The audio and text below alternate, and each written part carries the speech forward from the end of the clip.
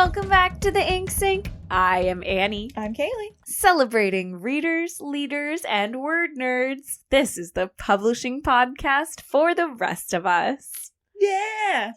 Yeah! Thank you. I appreciate your support. I will hype you until the end of the line, Annie. Thank you. For better or worse. For better and worse. I'm ride or die. That's right. Specifically, probably die.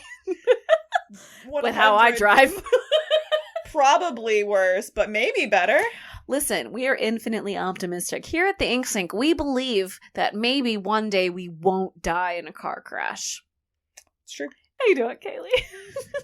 It's been 2 years since we started this year. I feel like, yeah. Yeah. Honestly, it feels like it's been 2 years since we started this recording. Yeah, also, specifically. Yeah, we've had, I feel like the 30 Rock meme for sure. Like, it's been a heck of a week. It's Tuesday. Lemon, it's Tuesday. How about you, Annie? I'm good. You know, grad school sucks. Having 2 jobs sucks. Having a podcast is wonderful. But there's work involved with that, too. I think you're doing great. Oh, thank you. All of the editing is wonderful in the new you. episodes, and you're a rock star. Oh, thank you. I appreciate that. Only 6 more months of grad school to go. So I think it's 5.5, actually. So, that's right. Whoo-wee. Ready for that. Hopefully, as somebody I'll be that able knew to. I was too lazy to go back to grad school. Hats off. I mean, I would do it. I would just hate it. I think I have midterms coming up soon. We're recording this in mid-February, or late February. I have midterms coming up, and then after that, I think I only have 3 classes left. Nice. And then I will take maybe the world's longest nap, and then I might play some video games. You can come over to my house, and you can each nap with Widge. Oh my god. Kaylee just offered me her cat. She's an excellent napper.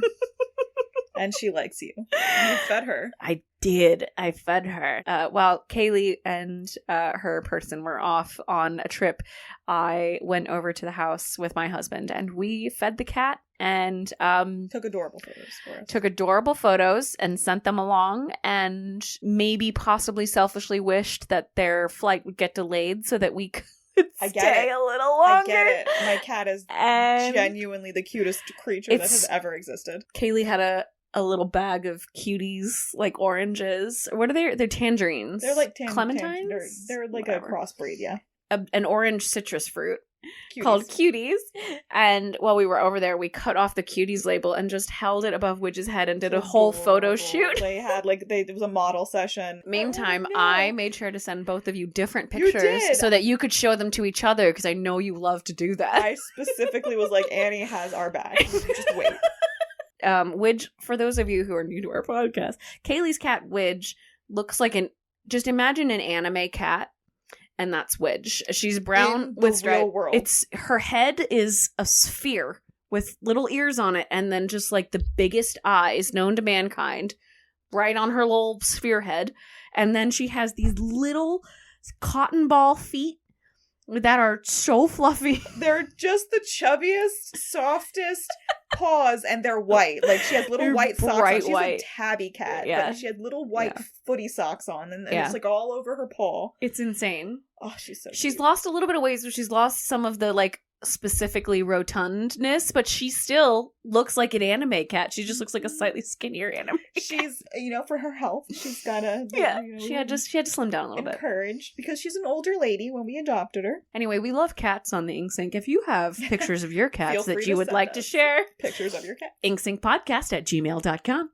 we would happy love to see that. Look at your cats. We would be so happy if you could send us pictures of your for anyone who owns Roscoe, if you could send us more pictures of Roscoe as well. Yeah. Yeah. I like Roscoe. We only got one person who sent us pictures of their pets last time we called for it, and that was Roscoe. And you know what? Thank you. Yeah, thank you. We appreciate it. And feel free to keep them coming. Yeah, exactly. All right, Kaylee. Let's jump in. We're talking about tropes today. Yes, we are. have started a series where we just run through tropes, what they are, what they mean, good examples, bad examples, because we think that tropes are super important and wonderful, and they're just fun to talk about. They're just fun. You can go back. I'll link it in our last one. We talked about, what was it? It was the 3 witches. We talked about the Chosen One. And didn't we talk about one more? Okay, so it was 3 witches and the Chosen One, and I'll link that in our show notes. That was a fun one. We got a lot of feedback. We did. People disagreeing, people supporting. There was a lot of back and forth about what counts as a Chosen One and what counts as a protagonist. Mm-hmm. I enjoyed it. It was fun. Those discussions. So we're doing it again today. We're going to have some fun today. Kaylee, you are covering what? I am covering your favorite. This is so funny. My favorite trope. We took each other's favorite topics, I feel like, or at least maybe not my favorite, but so I'm covering Enemies to Lovers, which is Annie's number one, like her favorite play is Enemies to Lovers. My favorite play is Enemies to Lovers, and I love a good, like, well done Enemies to Lovers story. They have to actually be enemies and then become lovers in a non-problematic way, which is difficult to do. And when it's well done, it's chef's kiss. It's gorgeous. Because there's nothing, like, if you think about it in stories and in things that you read, things that you watch, there's nothing more satisfying than somebody that you've fought with, like, your whole life. And we were kind of talking about this with the Gideon, the Locked Tomb series, Gideon and Harrow. They fought for their whole lives. And then they faced against other people, and they knew exactly where each other's strengths and weaknesses, and they were perfect together. And it's just like, that was Enemies to Friends, by the way, for those who haven't read that series. It was not Enemies to Lovers. Not Enemies to Lovers, but it's just that moment, that emotional connection, where it's very always satisfying. Been you v them, and then suddenly it's us versus the world, and it's there's just something that really clicks. It's very, very satisfying. Agreed. And then you are doing... I am doing The Mary Sue, which is one of the longer TV tropes entries that I've ever read. Like, normally they're pretty in-depth, but this one was pages and pages and pages. There's a lot. There was a lot of research on that one. My notes are like 5 pages long. You guys can't see this, but I write handwritten notes, and they're very, very long on this one. I'm going to be flipping the pages a lot. You'll hear that. Sorry, everybody. No, that's our Foley for this episode. That's right. To be fair, I forgot how this worked, and I started doing research on Mary Sue, and Annie was like, Haley, are you ever going to tell me your topic? And I was like, son of a bee, you're right. And then I went and picked a good one, but one that would be fun to talk about. So I also have like research on this too. So it'll be fun. No, I'm just an idiot. No, it's fine. You're fine. Let's do this. It's all good. So anyway, Enemies to Lovers, like what is that? Like, if you haven't actually seen that, or even if you have, like, I want to kind of maybe formalize like my personal definition. So let's kind of break that down a little bit, and then we can talk about go on an adventure more info there. So just at a very high level, obviously cue the Leonardo DiCaprio walking down the wall. Sorry, go ahead. That meme. Going on an adventure. Yeah. So when two characters start out as enemies in the context of the story, and then during the story, their relationship is developed in such a way that they take a romantic turn together. Okay, perfect. So the setting of the story itself is also important because, again, as I said, the characters have to start as enemies. And so the nature of the enmity really does hinge on the kind of story that you're being told. Because, and we were talking a little bit about how this particular trope can be problematic. And I will say sometimes one of the main things, for those of you who are perhaps like me, or even more, go through phases where you read a lot of romance novels, a lot of times it'll say enemies to lovers. And it won't be actually enemies. It'll just be people who don't know each other. Or people who don't kind of mildly irritate each other to start with or something. Yeah. That's one of the problems with enemies to lovers. But another one is, that it can be very problematic.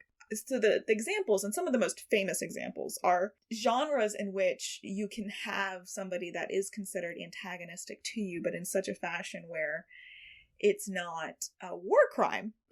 Yeah. And I'm not going to get into the specifics. There are several in the last very popular, or at least infamous, like, ships in media. And for those of you who aren't big media watchers as we are, ship just means relationship, romantic, usually together, in a piece of media. So like the two main characters getting together, that's a ship. So I'm going to talk about examples of this and break down like the trope a little more, but it can be problematic depending on the nature of the setting and what constitutes as an enemy for you in that setting. So that is certainly something to consider and to keep in mind when you're looking up media things to read, something like that. When you're looking up these like examples of these stories, like they're everywhere, but curate your own experience, kind of make sure that you're not finding something that will make you feel bad. There are very well done ones where people grow and develop themselves and deserve a happy ending at the end, like narratively have earned that happy ending. There are other ones where you're going to be left scratching your head and wondering how we got here in any way that wasn't just because the studio said this is where we needed to end up at, basically. So setting all of that to the side, I did also want to kind of give a nod to adjacent or related tropes that aren't enemies to lovers. So Annie kind of mentioned one, which is enemies to friends. But we also have friends to lovers and rivals to lovers, which are similar, but not this trope. I appreciate that you're making the distinction between rivals to lovers and enemies to lovers, because I think that a lot of times that's like people don't do that. And it's really true. Like if you have the same goal and you just happen to be like adjacent and you just happen to want the same goal, you're not an enemy. You're not an enemy. You're not an enemy. I agree with you. It's I would say a subset for sure, but it's still very different. There are different notes that you hit there. And there's also just you need to watch for different things. Yes, agreed. So when did it first come up?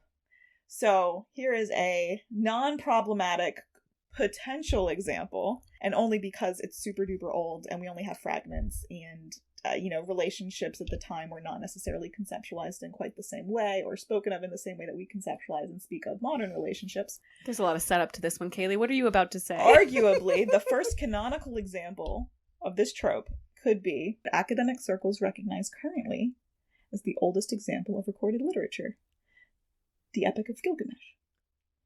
Interesting. Okay. So Gilgamesh and Enkidu. I was about to say Gilgamesh and Enkidu. Yeah. Okay. Yeah, so Enkidu was created. They were enemies, specifically to be Gilgamesh's foil, and they just wrestle it out, and then decide they're bros, or maybe something more. Like the language in the scraps that we have, is ambiguous for us, and of course we don't know.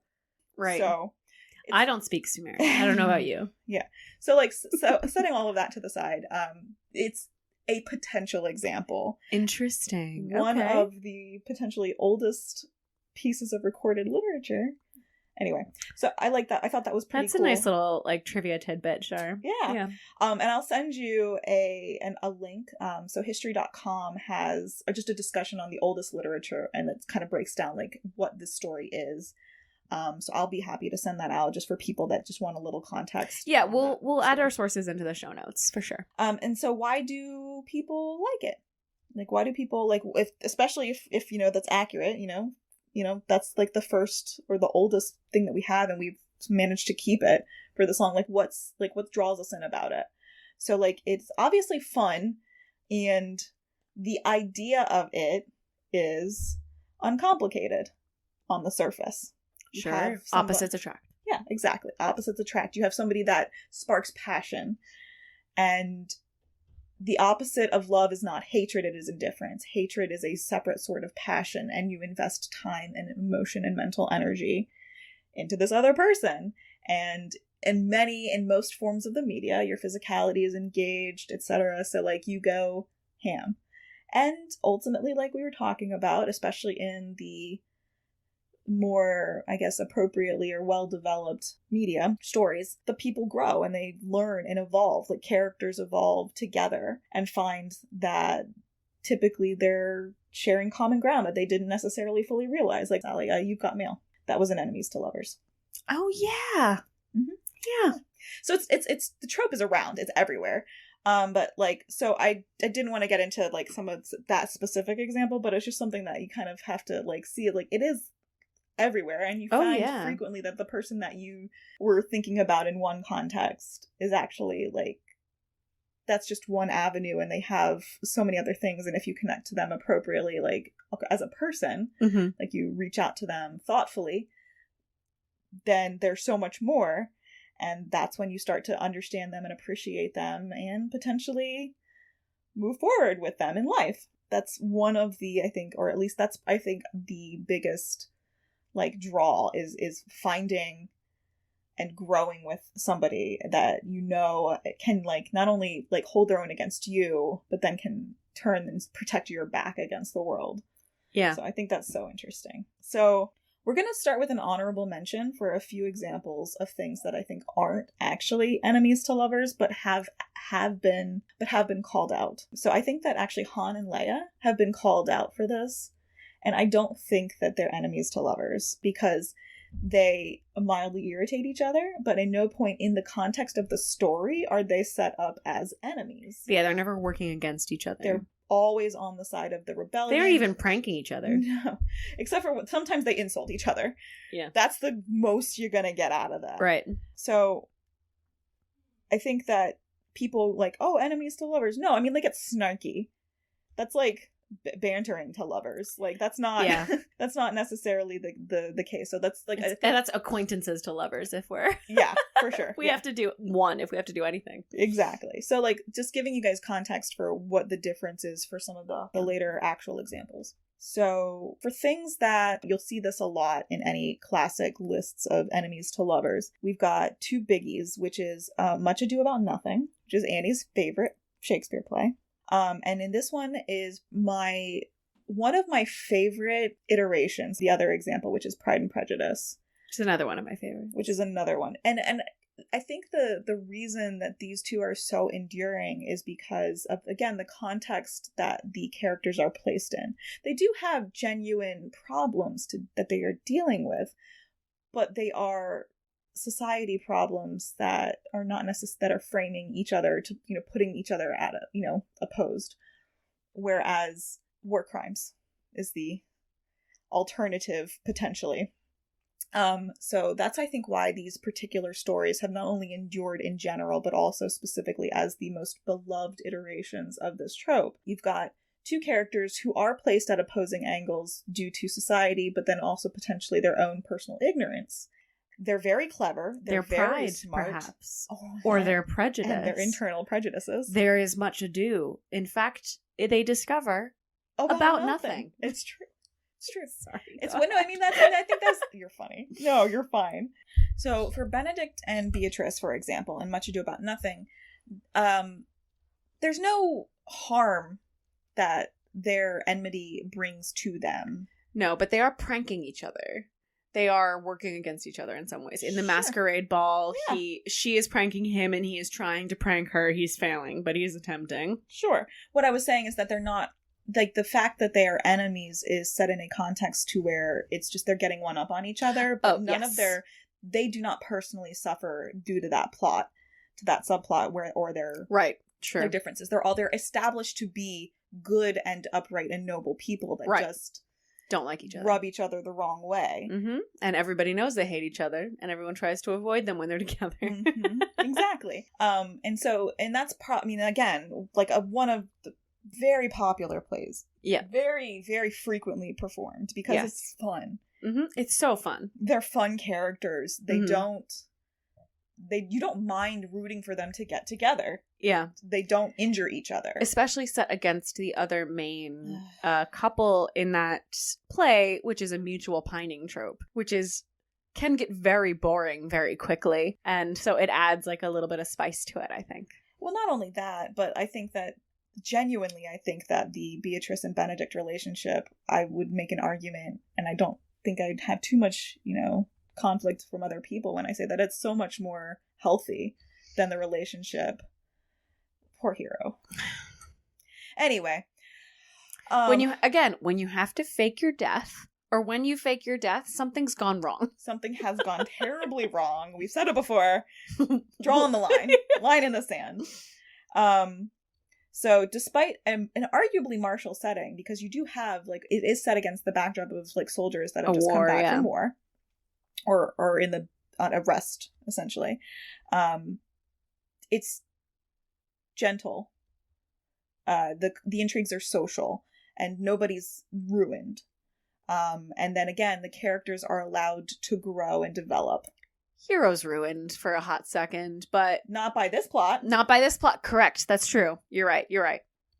Like I said, I think that their relationship is infinitely more healthy. Agreed. Yes, absolutely. For relationship sure. in this play. Yes.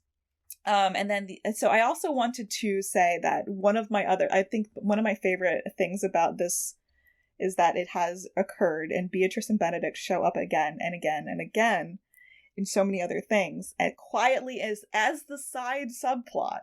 And one of my favorite couples, and I didn't realize this when I was a kid watching this show, but then I, read Shakespeare, and then I was thinking about this later, and I didn't see this on any lists. But did you ever watch Living Single? Oh my god, it's so good. It's better than Friends. I'm not even going to argue. It's better than Friends. But Living Single has Queen Latifah and a wonderful cast of characters. And she hasn't been doing much lately, but I still love her. She's on. She's on a crime drama. Oh, she's on a crime. She's on a crime drama. Interesting. Okay, I'll have to look it up. She's a sniper, and it's amazing. Yes, girl. Okay, all right. She's got like a motorcycle, and she just is driving around being super badass. All right. Okay. But anyway, so she's living in the city, and she's a magazine.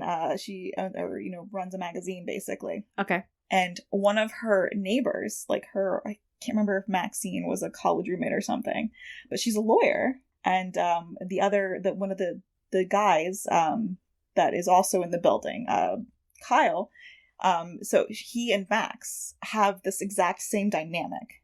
And they come and grow, they end up, over the seasons, they're obviously giving each other the business, and then ultimately, they have, a secret relationship, and then he's gonna go off to London or something, and she realizes she's pregnant, and then he comes back and realizes that she's got a kid, and that, she's doing her best, and it's just, their relationship is incredibly sweet.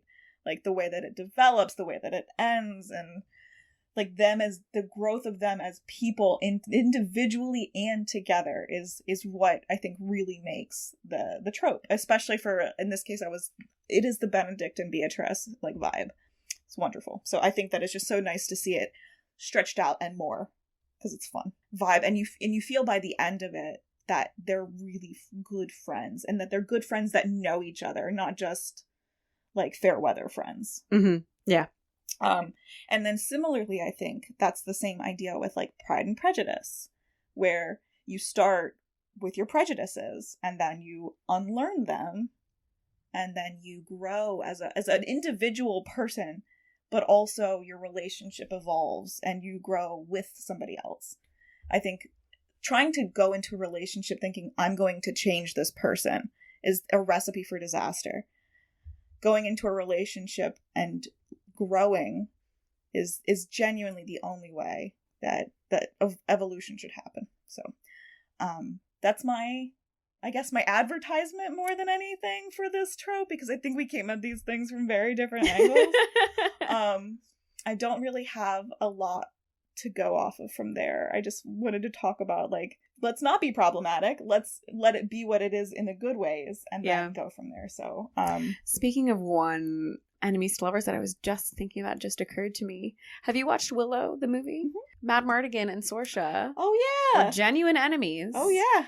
And became lovers. I'm still not clear on why Saoirse fell in love with him. He's kind of a goober, but genuinely enemies and genuinely become lovers. She and didn't without have a lot of options. She really didn't. No. Yeah, she was very, very, very ill-treated, in my opinion. But yes, I think that's another enemies to lovers one that was not problematic. We were talking a little bit before about problematic ones like Spike and Buffy. Yeah, that was the one that we thought would be the safest one to talk about right now, because it's a little bit older, and probably nobody in the last 5 to 8 years has been personally victimized for supporting it. And so there are other ones that we don't necessarily fully support, but we're not going to call them out. So yeah, for sure. In that particular ship, Spike as a soulless vampire and Buffy as a vampire slayer, the writers get them together, and they get them together after Buffy has been, traumatized horrifically, and by multiple former lovers, by being ripped out, by being,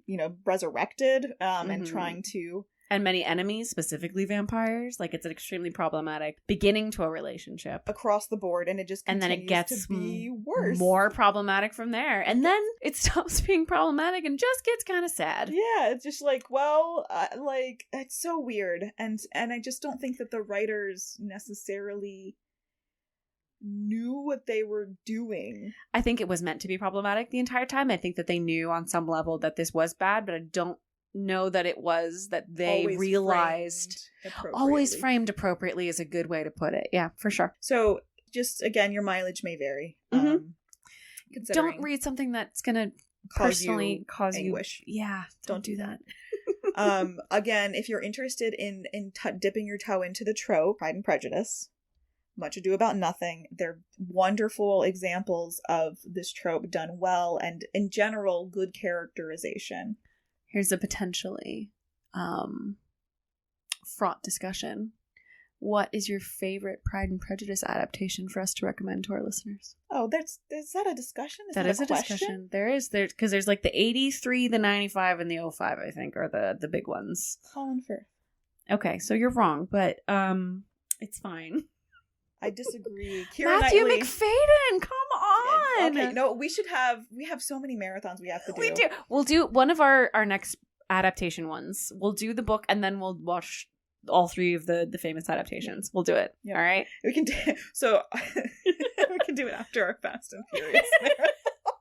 Perfect. Oh my god, that's all right. Let's jump into tell me Mary you've got Sue. 5 pages of notes, Annie. Hit me up. Let me see. 1, 2, 3. I'm sorry, I exaggerated. I have 3 pages. Okay. I only had 2 pages of notes in my little Word document.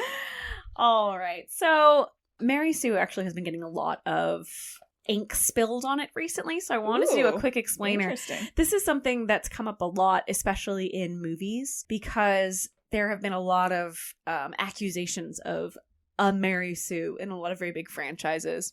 I argue with Alex and Ray on this. I will go toe to toe for Ray. As a Mary Sue or as not a Mary Sue? As not a Mary Sue. Okay. Or at least not as a Mary Sue unless Luke was also a Mary Sue. Well, so Rey was a big one. Rey was Rey from Star Wars The Force Awakens, Toriel from The Hobbit, Bella from Twilight in both the books and the movies. People look at that and say, oh, it's a Mary Sue. But a lot of people also say, hey, what's a Mary Sue? And this is actually a conversation that I've had with some people. Is like, oh, that person's a Mary Sue. And I'm like, is it? And they're like, can we talk about what the Mary Sue is? Because in that context, it seems to mean just, a female main character that doesn't seem super interesting to whoever's watching it. But that other characters seem to obsess over. Which, sure. Sometimes there are scenes where Rey may not seem interesting to certain audiences, which is whatever. But basically one of the things that they all have in common is that people who meet them seem to either immediately fall in love with them or say something like, oh my god, she's so special. And this is almost always women, but it doesn't have to be. And we'll get into kind of the edges of this later. Yeah. But they don't seem to have a ton of interesting personalities. This is like the meme of Bella from Twilight. This is a little bit old, but like that she never has any expressions on her face. She never actually does anything except stand there and get, hurt all the time. And the main argument is that, they don't have anything to back up that everyone is so obsessed with them. There's no substance there to actually latch on to. But it's actually really interestingly gone through an evolution. And so I dug into the history of the Mary Sue a little bit. I'm sure you did too on some of your initial research. In the very earliest iterations, a Mary Sue only appeared in fanfic. It was a literal Mary Sue character. This was an actual character in a fanfiction. It was a Star Trek fanfiction, and it specifically was a wish fulfillment self-insert. The Adventures of Buckaroo Banzai. Okay. That's it. I just wanted to say that because I don't know what that means. You haven't seen that movie? It's a movie? Okay. I've seen Flash Gordon.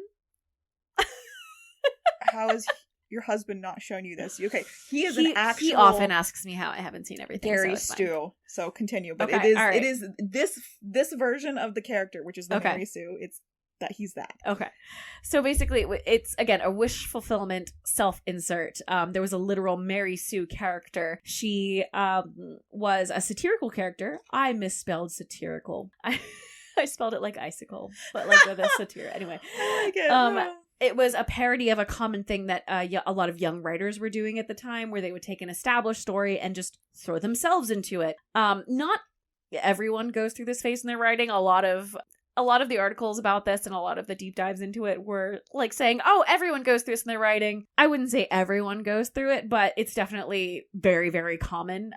There's a really common trope about the Aragorn Legolas fanfics where there's like a rite of passage that a lot of people talk about when they were first writing fanfic, that they all wrote basically the same fanfic where they traveled to Middle Earth and Aragorn and Legolas fell in love with them. And I'm like, that seems like if 20 people did that seems like a lot. Oh no, it happened. I didn't go through that in my fanfic writing, but I absolutely understand it. Mine was the Chronicles of Narnia. So if everyone could just back up. That's fair. I didn't. It's so fascinating. When I was a kid. I didn't want to go on adventures. Oh, I to read about did. Other people going on adventures. It's only as I've gotten older that I have relaxed about like appreciating the world, that like now I'm like, okay, I get. I've watched all of like the tropey anime that's based on this, basically. Oh yeah. So tell me more, Annie.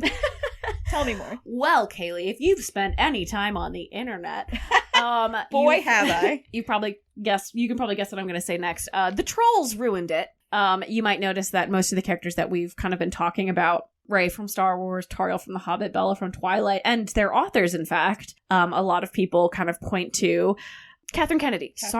People point to Catherine Kennedy's influence in Rey and Philippa, I don't remember her last name, who was working on The Hobbit, and of course Stephanie Meyer, who wrote Bella in Twilight. A lot of these characters and authors are female, and especially young women, specifically for the characters. And if you're new here, young women on the internet tend to get a lot of hate. Just look at the Swifties. I actually wrote this back in December when the Swifties were going after Ticketmaster, and they were getting hate on the internet for going after Ticketmaster. And I was like, why? You're rooting what for are you this corporation that's charging $40,000 yeah for tickets? Sure, okay.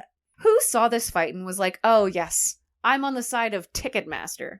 Anyway, if you don't know about that, you can look it up on the internet. We're not going to go into that saga. But you might also have noticed that a lot of the characters that I mentioned suffer from kind of poor characterization. I will say, and you're right, I think that Luke doesn't have the greatest characterization in A New Hope. Rey doesn't have the greatest characterization in The Force Awakens. You're just kind of thrown in and people are just obsessed with her. Same thing with Tauriel. She has one scene where she fights good. And then after that, it's like everyone who meets her is falling over themselves. And same with Bella. She suffers from poor characterization. She's also the narrator of the story, so she's kind of dealing with everyone else's characterization. She doesn't do that much because she's narrating what everyone else is doing. So it's also consider the different approaches for Bella specifically, because I don't necessarily think in the other, pieces of media that you brought out that it was done this way. But Stephanie Meyer, I'm pretty sure, wrote her as the blank slate to be projected onto specifically. Which is just an interesting difference in how her character was written. Also, if you read the physical description of Bella and then look at an actual picture of Stephanie Meyer, you can kind of see a little bit of the self-insert trope there too. Not that that's necessarily bad. I mean, write what you know, you know what I mean? And it's not like, brunette, pale women are rare in the United States either. Like, yes, Kaylee just pointed at me as a brunette, pale woman. Don't go to Washington, Annie. But again, like this isn't a crime, a lot of writers or characters, like, you can get kind of bland sometimes. Like, that's not a bad thing. And a lot of new writers, as they will readily tell you when they write for the first time, it kind of sucks. Like, it's not great. So a lot of these fanfics that we're talking about, not like the big ones that ended up as multi-million-dollar movies, but the fanfics specifically, like, they weren't awesome. And that's fine. Reasonable. Well, I wouldn't say it's fine because I don't like reading things that are bad. Well, but also, it's not a crime. You don't arrest people and throw them into jail for... You don't have to read things. You can also choose to move on. But this trolley internet cohort basically started posting in the forums, calling this kind of thing out. They're commenting on these stories and writing posts, basically bullying these almost entirely young female writers, and they're calling their characters shit, which isn't a nice thing to do. Nope. Rude. But they started using Mary Sue, and they kind of evolved the trope, meaning they started using Mary Sue to mean just female character that I don't like. And that's kind of where we start on this path of the way that Mary Sue is used now. And they kind of turned it into this stance, this kind of dog whistle to say that, you know, I don't like this character and therefore you have written poorly. And that's so strange. It's weird. If you don't like something, that doesn't mean that the person who wrote it, again, deserves to go to jail. That's kind of silly. There was some calling out of male protagonists like this, as Kaylee was saying earlier. They call them a Gary stew. I put that in quotes because I thought it was very funny. But it's not nearly on the same scale that trolls were kind of calling out women. No, because men are the default, Annie. I was being heavily sarcastic, and I apologize.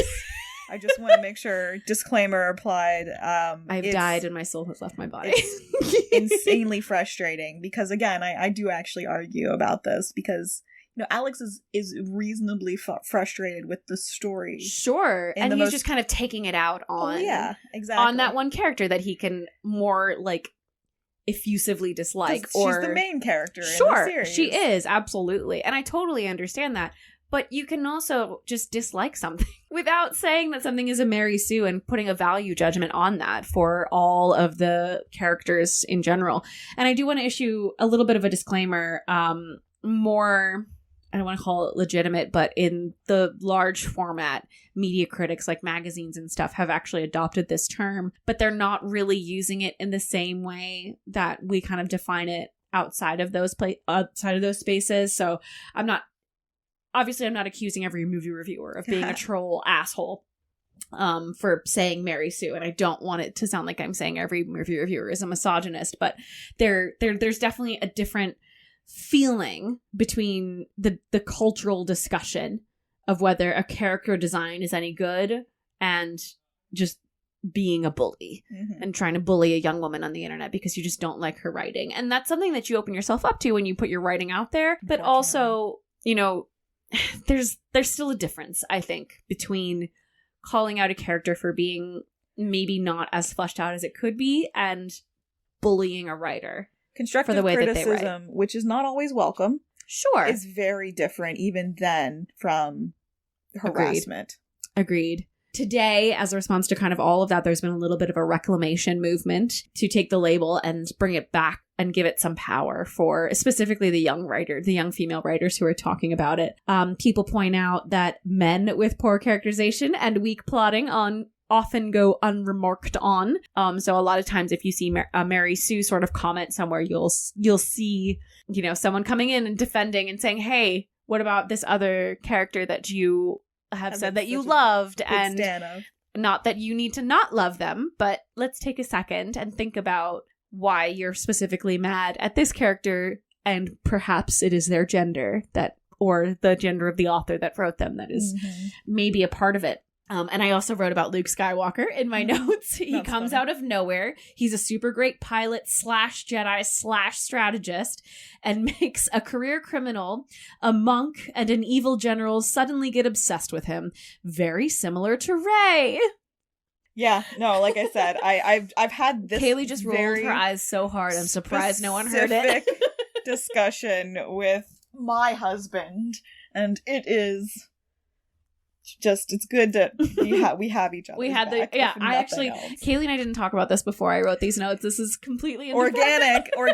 Look, it's hard because, again, it feels so sexist once you see the pattern, and Alex doesn't want to think that. Right. No one wants to think of themselves as sexist. Yeah. It's hard to just be like, oh, I'm just, you know, talking about a thing that I enjoy, which is this, you know, talking about these movies, and I don't want to, like, critically examine all of the individual psychological reasons that which I'm having. I get. Totally reasonable, but also still probably a thing that we all need to do. Yeah, I mean, it's just something that we, as people that are impacted by Western culture, have to... Right. And I just want to be clear.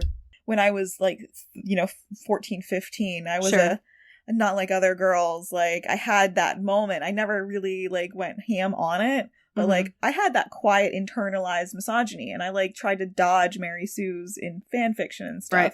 Just because I thought it was stupid and I thought it was a waste of time. I never, like, went out and went after anybody for it. It just wasn't... I never gave it a chance because it wasn't like, I just didn't think it was. You saw this discourse out there and you were like, I don't want to be the subject of that. I don't want to be like part of the problem. And I didn't realize that I already was there. Mm-hmm. You know what I mean? We all have to unlearn some of the cultural expectations that we're grown up exposed to. And this is not a commentary on any of our parents. This is simply a commentary on the societal structure that we've got. And that's not necessarily a bad thing, but it does take work. You have to work on yourself. You have to grow. You have to become more than you are when you are a child. Like, that's the point of growing up, is that you learn and you adjust your actions based on experiences. And I like to think that, you know, I mean, maybe it's not the same for you, but I like to think I'm a much kinder commenter now on other people's work.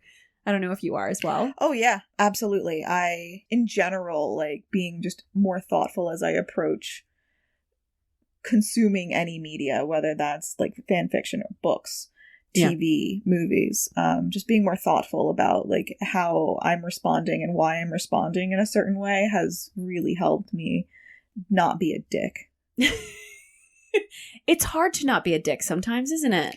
When it's something that you've internalized and you don't necessarily even know, because like it's like learning a language. It's like learning your birth language. Yeah. You don't know the rules. You're especially like, I couldn't name off some of the more obscure grammar rules for English, like the word ordering for like a sentence. Like I broke that's like a post that was broken down. Like if you're describing something, there's a certain order that you'll put the adjectives in. Yeah. Mm-hmm, that this is right. I do it, but I couldn't have told you that before. I mean, it's just something that you have in your head. Something that you have to unpick, basically, unstitch. Yeah. And it's hard. And part of that kind of reclamation has been there is a movement of people proudly using the term Mary Sue. You see this a little bit more in kind of the cozy genres, but there is a nerd culture news site called The Mary Sue. We've talked about it a little bit on the podcast before. They were the source of one of our lists for books by trans authors that you can check out on our bookshop page. But they do a ton of great work. And it's not all, but much from the perspective of a, you know, non-white, non-cis, non-het dude. Like, it's from people who are not part of that big movie review culture. They're part of women or non-binary or trans or people of color or other marginalized groups. And they try and make a point to not be part of that, you know, trolley thing, but they want to be thoughtful and they want to say, hey, maybe we can take a second look at this, which I always find super valuable.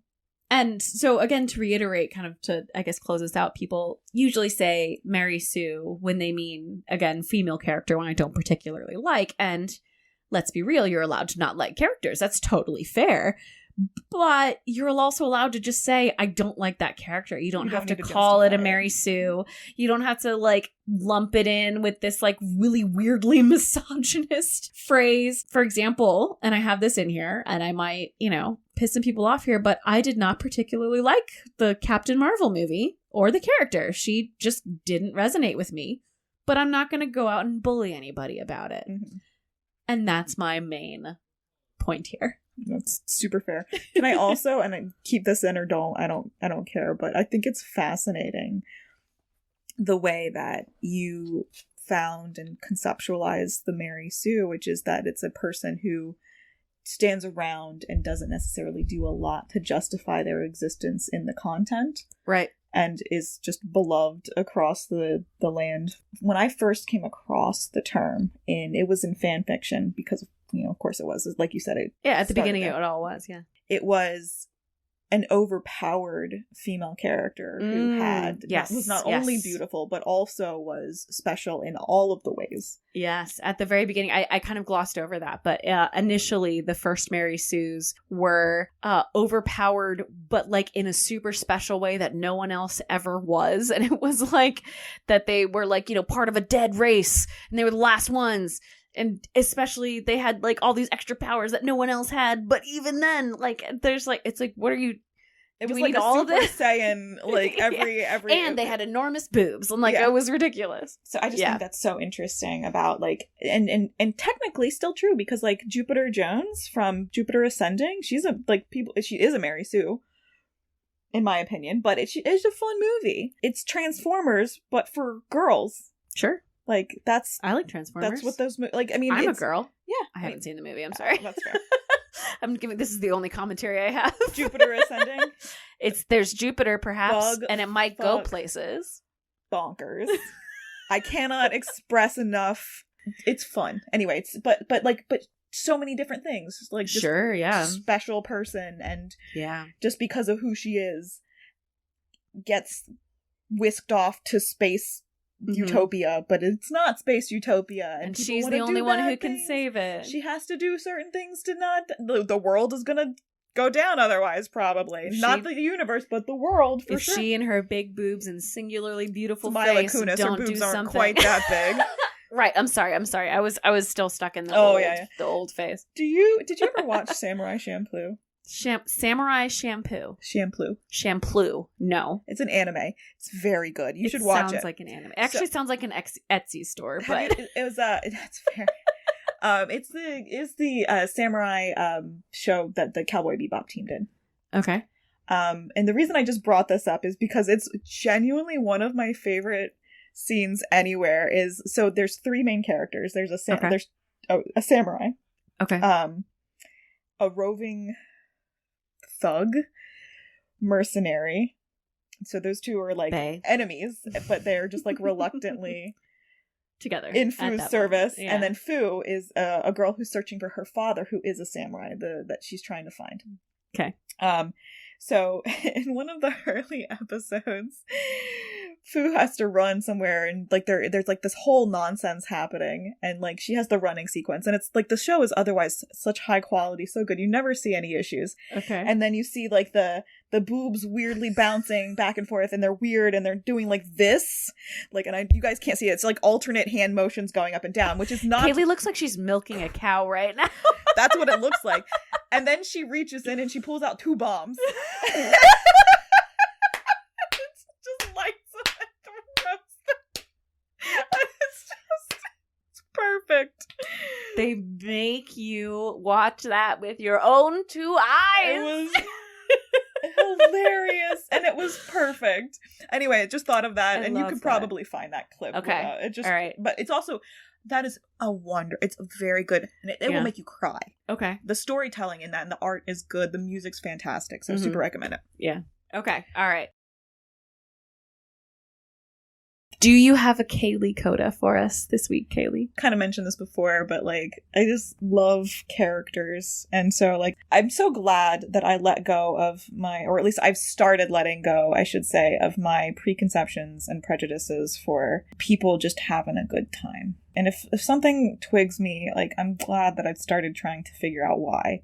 Because I never reach out and like judge people. Like, I try not to reach out and like be rude to anybody. But like, why didn't I like the thing? Like, is this a me thing? Is this a something else thing? Or is this just like not my cup of tea or whatever? I'm so grateful.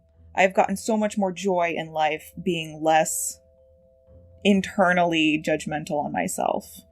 Because that's what it was. At the end of the day, it was me judging me, not me doing anything to anyone else. And I think that letting go of your preconceptions, even if all you do is walk away from something that you don't like if that's the first step on your journey, then that's fine. It's still a step in the right direction. Like, you don't have to build the wall in a day, or disassemble the wall in a day is probably a more appropriate metaphor. You can just stop thrusting bricks into the mortar. That's what I got.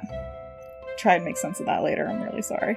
You say that after every coda, but it's always wonderful. So. Thank you for listening to the Ink Sink. I've been Annie. I'm Kaylee. You can follow us wherever you'd like. We have a link tree in the feed where you found this, and you can see all of our social medias and all of the various ways that we have the show on Anchor, YouTube, Substack coming up soon, and we will have the transcript for this episode up as soon as we can. And thank you, Abby. Thanks, Abby. If anyone wants to support us, you absolutely can through Anchor or Substack or our link tree. We don't discriminate. And we will see you next time. Yeah.